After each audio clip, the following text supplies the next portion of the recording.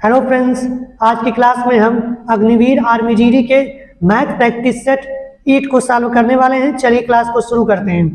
देखिए, पहला क्वेश्चन कह रहा है एक वृत्त का क्षेत्रफल 154 वर्ग सेंटीमीटर है, उसकी त्रिज्या कितनी होगी बताइए। देखिए, हमको पता है एक वृत्त का क्षेत्रफल कितना होता है, पाई आर स्क्वायर होता है, ठीक है। और इसका मान आपको सवाल में दिया, कितना दिया हुआ है, 154 वर्ग सेंटीमीटर यानी कि सेंटीमीटर स्क्वायर दिया हुआ है, ठीक है। यहाँ पे इसकी सबकी वैल्यू रखिए।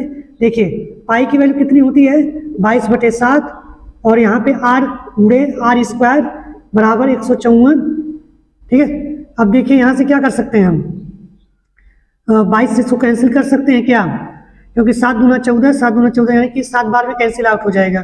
तो आर स्क्वायर बराबर क्या हो जाएगा, इधर से जाएगा तो 7 गुणे 7, तो आर बराबर इसको अंडर रूट में करेंगे 7 गुणे 7, और इसका मतलब क्या हो जाएगा 7 सेंटीमीटर, ठीक है। यानी कि वृत्त की जो त्रिज्या है वो कितनी है, 7 सेंटीमीटर है। और नेक्स्ट क्वेश्चन देखते हैं। नेक्स्ट क्वेश्चन कह रहा है कि यदि x प्लस वाई बराबर 4 तथा 1/x plus 1/y 1/x plus 1/y is equal to 4 हो, तो आपको बताना है x cube plus y cube का मान बताना। देखिए इसे कैसे सॉल्व करेंगे।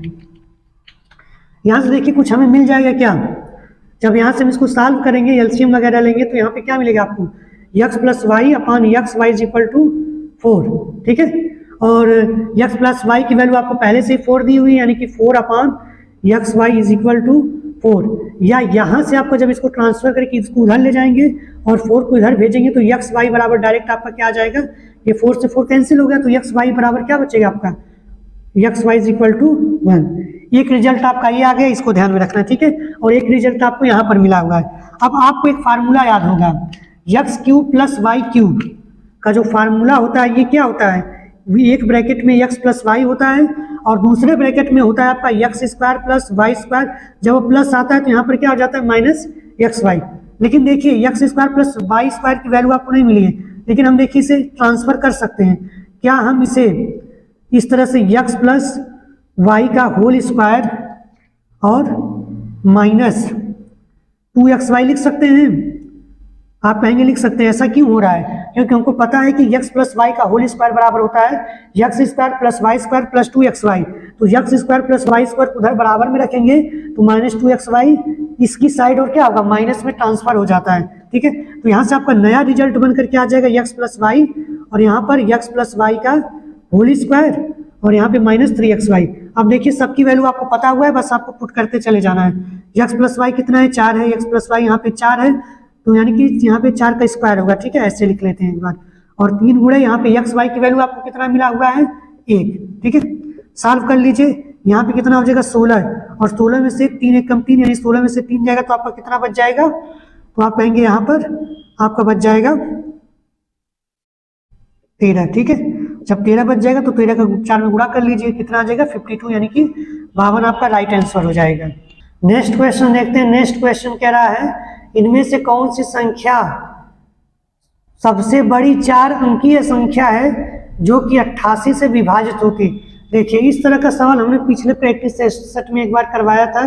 देखिए यहाँ पर अब वहाँ पर 5 अंकों की पूछी गई थी, यहाँ पर 4 अंकों की पूछी गई है, ठीक है। तो देखिए सबसे पहले क्या करेंगे, 4 अंकों की सबसे बड़ी संख्या कितनी होती है, 9999, ठीक है। इसमें हम क्या करेंगे, 88 से भाग करेंगे, लास्ट में जो रिमाइंडर जो शेषफल आएगा उसको घटा देंगे, हम फाइनल आंसर पर पहुंच जाएंगे, ठीक है। देखिए एक बार इसको ले जाएंगे तो कितना बचेगा यहाँ पर 1 1 119। इसके बाद देखिए 2 8 16, 2 8 16 ज़्यादा हो जाएगा, तो एक ही बार फिर ले जाएंगे तो कितना बार में जाएगा, तो यहाँ से देखिए इसको घटा देंगे 1, और यहाँ पर कितना बच जाएगा 3, यानी कि 319। अब देखिए कितनी बार में जाएगा, 3 बारे 24 और 24 2 26 होता है, ठीक है। और 4 बार में करेंगे तो ज़्यादा हो जाएगा, तो 3 बार में ले जाएंगे, कितना हो जाएगा 3 बारे 24 और आएगा 2, 3 बारे 24 2 26। यहाँ से घटा देंगे तो आपके पास कितना आ जाएगा 5, और यहाँ पर भी आपको कितना आ जाएगा 5, यानी कि रिमाइंडर आपका कितना आ रहा है 55। यानी कि अगर यही 55 नहीं होता तो ये संख्या क्या होती, सबसे बड़ी भी होती, लेकिन एक ऐसी संख्या होती जो 88 से कट रही होती। यानी कि आपका फाइनल आंसर अब कितना आ जाएगा, 9999 में से 55 माइनस कर देंगे तो जो आएगा वही हमारा क्या हो जाएगा, रिजल्ट हो जाएगा। देखिए रिजल्ट क्या हो जाएगा, इस तरह से आपका 9,944 आपका एक ऐसी संख्या होगी जो बड़ी होगी लेकिन 88 से कट रही होगी। ठीक, नेक्स्ट क्वेश्चन देखेंगे।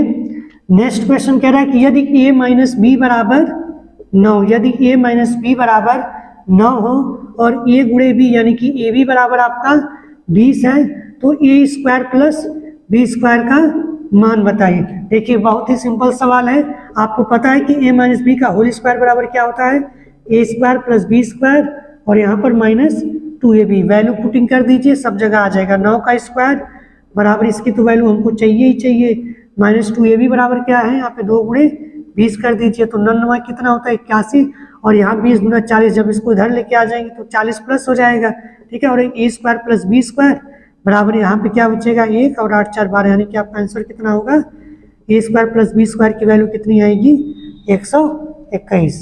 ठीक है, देखिए नेक्स्ट क्वेश्चन कह रहा है रामलाल अपने सामान का मूल्य 40% बढ़ाता है और 10% की उस पर छूट देता है तो उसका कुल लाभ प्रतिशत क्या होगा।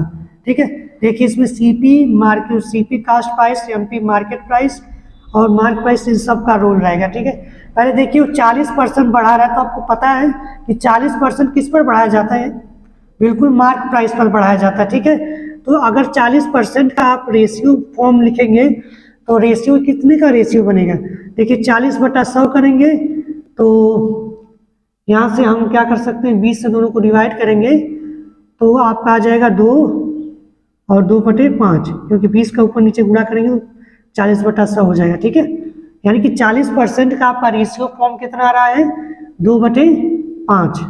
अब देखिए इसका मतलब क्या है, अगर मार्क प्राइस पर ही हम किसी भी मूल्य को बढ़ाते या घटाते हैं तो इसका मतलब उसका मार्क प्राइस पहले कितना था 5 रुपये था, लेकिन उस पर 2 रुपये एक्स्ट्रा बढ़ा कर ले रहा है, यानी कि अब उसका कास्ट प्राइस कितना वो बता रहा है कि हम उसका कास्ट प्राइस कर दिए 7 रुपये, 2 रुपये बढ़ाकर। ठीक है, ये ध्यान रखिएगा, मैं यहाँ पर लिख देता हूँ ये मार्क प्राइस है और बाद में दाम बढ़ाने के बाद यहाँ पर कितना बन रहा है कॉस्ट प्राइस बन रहा है। ठीक है, देखिए आगे कह रहा है कि वह उस पर 10% छूट दे रहा है, तो जब 10% छूट दी जाती है तो 10% की फ्रैक्शन वैल्यू कितनी आती है 1/10, यानी कि अब छूट आपको किस पर दी जाती है, छूट आपको हमेशा कॉस्ट प्राइस पर दी जाती है, यानी कि उसकी कॉस्ट प्राइस कितनी रही होगी 10 रुपये, तो अब उसे बेचा कितने में जा रहा है, एक कम करके छूट दी जा रही है तो कितने में बेचा जा रहा होगा 9 रुपये, यानी कि 10 रुपये की वस्तु कितनी में बेची जा रही है 9 रुपये में। लेकिन यहाँ पे देखिए दोनों की सीपी, यहाँ पर सीपी है और यहाँ पर क्या है सेलिंग प्राइस है, दोनों सीपी में डिफरेंस दिख रहा है। दोनों को बराबर करने के लिए इधर 10 का गुणा, इधर भी 10 का गुणा और इसमें क्या करेंगे 7 का गुणा। जब 7 का गुणा करेंगे देखिए सीपी बराबर हो गया। अब देखिए यहाँ पर आपका सेलिंग प्राइस इतना आ गया और सीपी कितना है इतना। अब आपसे पूछ रहा है कि उसका प्रॉफिट बताइए। ठीक है, कुल लाभ प्रतिशत आपको बताना है। तो देखिए यहाँ पर वो बेच कितने में, उसको मिली वस्तु कितने में थी 50 में ही मिली थी। ठीक है, वस्तु तो उसे 50 में मिली थी, यानी कि 50 आप नीचे रखेंगे। ध्यान रखिए किसी भी हाल में आप यहाँ इस सीपी को नहीं यूज करेंगे, क्योंकि ये सीपी उसने खुद से एज्यूम करके बढ़ाया हुआ था। ठीक है, लेकिन उस दुकानदार यानी कि जो रामलाल था उसका जो रियल कॉस्ट प्राइस कितनी थी, वो मार्क प्राइस ही उसकी रियल थी। ठीक है, तो ये 50 हो जाएगा और 50 से कितना ज़्यादा हो रहा है 63, यानी 50 रुपये की वस्तु अगर 63 में बेची जा रही है तो कितने का प्रॉफिट लिया जा रहा है, तो आप कहेंगे यहाँ पर 13 रुपये का प्रॉफिट लिया जा रहा है और 100 से गुणा कर देंगे।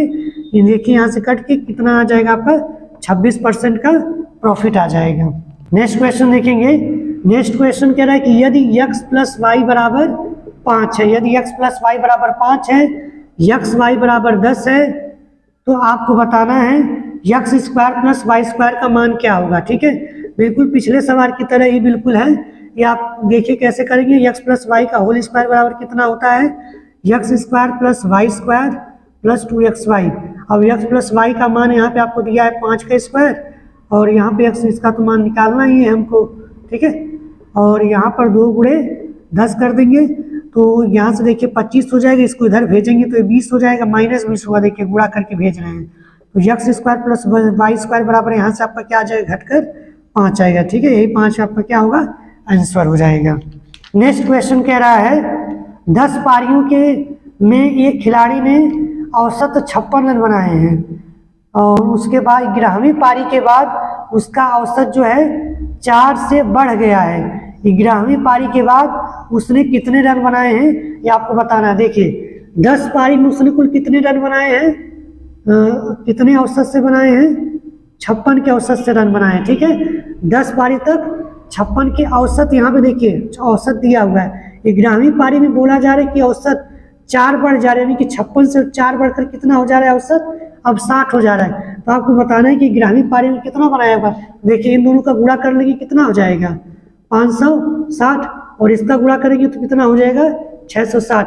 आप इसी दोनों को माइनस कर देंगे तो जो 11वीं पारी में आपका एक्स्ट्रा बच रहा होगा वही आपका निकल के आ जाएगा। ठीक है, यानी कि यहाँ से घटा देंगे कितना आ जाएगा आपका 100। ठीक है, ये देखिए फार्मूला आपको पता होना चाहिए कि औसत का जो फार्मूला आपका होता है, औसत का फार्मूला होता है कुल योग। ठीक है, कुल योग बटे कुल संख्या, यानी कि कुल मान, कुल कितनी संख्या में योग लिया गया है। ठीक है, वो होता है। देखिए यहाँ पे कुल संख्या का मतलब क्या है कि 10 पारी है, 10 पारी में अगर औसत निकालना है, कुल योग अगर हमको पता करना है तो कुल का इसमें औसत में गुणा कर देंगे। तो देखिए वही किया गया है यहाँ पर, और फिर यहाँ पे 11वीं पारी में भी कर दिया गया है। तो जो एक्स्ट्रा बन रहा होगा 10 और 11 के बीच में जितना एक्स्ट्रा रन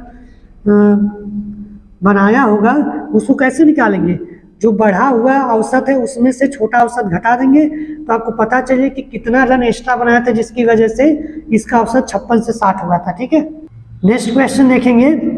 नेक्स्ट क्वेश्चन कह रहा है कि एक व्यक्ति को अपनी घड़ी 450 रुपए में बेचने पर उस पर 10% की हानि हो रही है, तो उस घड़ी का क्रय मूल्य कितना था, यानी कि आपको सीपी बताना है, और सेलिंग प्राइस आपको दिया है। देखिए यहाँ पर बिल्कुल पिछले सवाल की तरह ही 10% की फ्रैक्शन वैल्यू कितनी हो जाएगी, 10। लेकिन ध्यान रखिएगा यहाँ पे क्या हो रहा है, हानि हो रही है।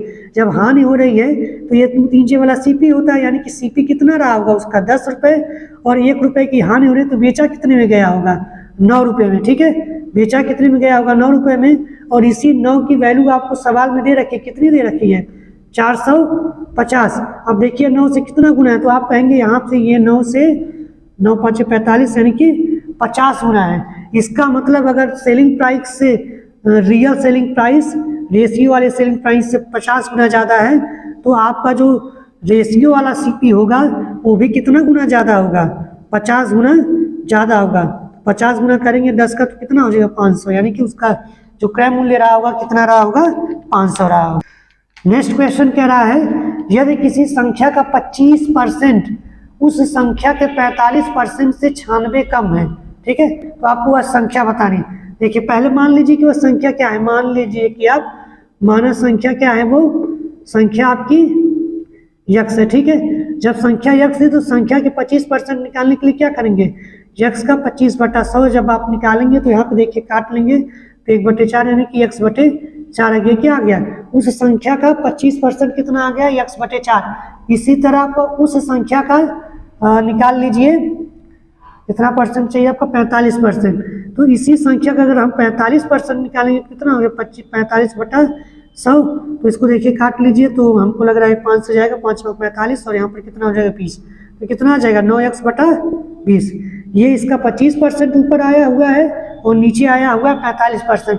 अब बोला ये जा रहा है कि 25% वाला जो हिस्सा है वो 45% वाले हिस्से से क्या है, 96 कम है।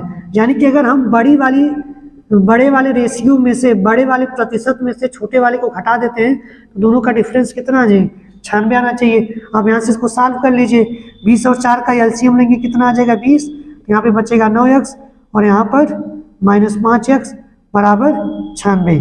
ठीक है, यहाँ से घटा देंगे, 20 को उधर भेज लीजिए, तो यहाँ से कितना आपका हो जाएगा, 4x बराबर 96 गुणे 20, यही होगा ना। और यहाँ से 4 से 4 कैंसिल, 20 कैंसिल, 5 आ जाएगा, 5 का गुणा कर लेंगे तो x बराबर कितना आएगा, 5 × 30, और 5 9 45, और 45 3 80, यानी कि 480 वो नंबर रहा होगा। ठीक है, यानी कि वो संख्या कितनी रही होगी, 480 रही होगी। लास्ट क्वेश्चन देखते हैं।